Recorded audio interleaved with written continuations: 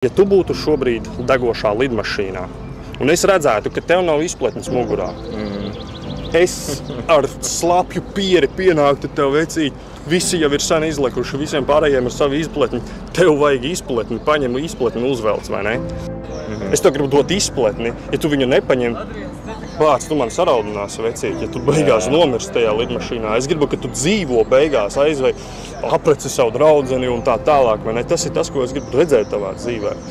Tie ir vārdi, kas izglābs tavu dvēseli. Ne tikai šajā laikā. Viņš tev dos piepildījumu. Ir tāda lieta, ka mēs visi esam ar tādu caurumu mūsos iekšā, ko var aizpildīt tikai un vienīgi Dievs.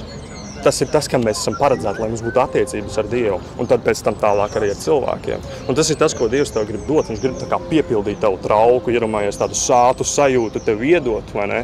Un arī pēc tam tev būs mūžīgā dzīvība, nevis pazudināšana. Un tas ir tas izpletnis, ko es tev gribēju šodien piedāvāt, un tā ir tava izvēle. Es nevaru tev kaut kā piespiest pārliecināt, vai kas tam līdzīgs. Tā ir katra cilvēka individuālā izvēle. Jā. Padomās par šito? Es padomāšu, jā.